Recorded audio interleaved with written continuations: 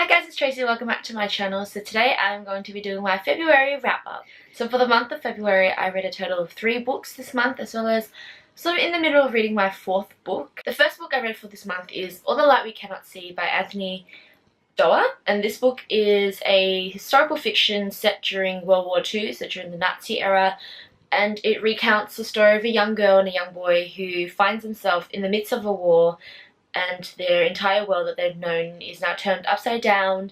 All the Light You Cannot See is a very, very sad book. Like, I think if you read any type of World War II novel, it is always going to have that, I guess, really sad tone to it. But this one here talks about civilians that are, in this war and how it affects their lives. It doesn't center around the war itself and what's happening, in the trenches, but it focuses on just personal lives in the world or in that particular area, and how war can really affect a person's life and all the consequences that come from a war. Like, I thoroughly enjoyed All the Light We Cannot See. I definitely think it is a very heavy read, but I really did enjoy the narration. I definitely enjoyed the characters in this novel. But if you haven't read this yet, I definitely suggest that you read it, because it really does give it insight, even if it's fictionalized. And then for a more lighter read, I ended up reading Looking for Alibrandi by Melina Marketa, and this is an Australian novel that everybody knows about, but I just have never picked it up. This centers around Josephine Alibrandi, and she's finally starting her final year of high school. But because of that, I think she's a bit lost. She doesn't really know who she is, what she wants to do in life, who her friends are. She's figuring out feelings and boys, and she suddenly meets a person that she's never known in her life, but who has a huge part in who she is, and it just, all spirals out of control from there. I really loved this because I thought it was relatable. It was very touching. It was also really funny because it is set in Australia, but sort of in a later time period. So I think it's set within the 90s, but I still found it to be really interesting to read because I do know some of these places. It is set in Sydney, not in Melbourne, which is where I am.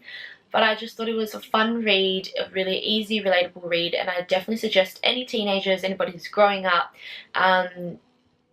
give this a read, because it might give you some insight into what your life is going to look like. It might give you, I guess, a good feeling that there are people out there who will feel the same as you, who are sort of lost in life, and it's okay to be that. Like, you don't have to be certain who you are, because things are going to change, events will happen, moments will occur in your life, and those things will always influence and impact you. So this, I thought, was a really good read as well. And then the last book I read for March is Empire of Storms by Sarah J. Maas, and this is the 5th book, I'm pretty sure, in the Throne of Glass series, which centers around Selena Sardouthian, who is an assassin, and she's rescued by the king of the empire so that he could use her as his assassin. This is an amazing series, and I think every single time I read the next addition to the story, I am more surprised by how thorough Sarah J. Maas has thought about this entire plot, how big the world is, and how all the characters, despite being so many of them, actually tie the story together very well, and things have come full circle in this novel. But this one really explains things quite well, and I liked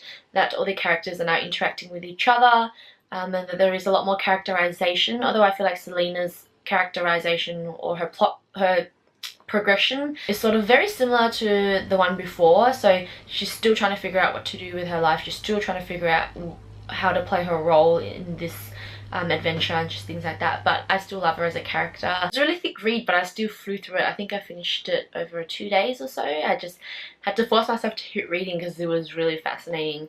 And the bad thing about this is that I have to wait until next year to read the finale of the series, which is so long. Like, I really want to know what's going to happen. Like, the cliffhanger on this is like, what? Like, how can you do this type of thing? But I really did enjoy this. I'm pretty sure I gave it a 4 out of 5 stars as well. So I think this reading month has been a really good reading month for me, in terms of that I've read books that I've really liked, and books that I know that I can give a good rating to. At the moment, I'm currently reading This House of Grief by Helen Garner. I don't know if you guys are aware, but 12 years ago, a gentleman was trialed by a jury for the murder of his kids. Now what happened was, he claimed that he had a coughing fit and drove his car straight into the river, and he escaped, but his kids drowned and died, and this was 3 of them. And the story behind this is that he did that as revenge on his ex-wife, who had moved on with another man, and he didn't know what to do about it.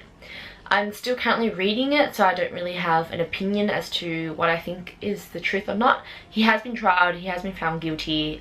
This was quite a while ago, and I remember it was really big news, although I didn't really do a lot of reading about it. I was in year 5 then, so I was what, probably 12? Almost 13 maybe, so it was quite a while back. But Helen Garner is an amazing writer in terms of like crime.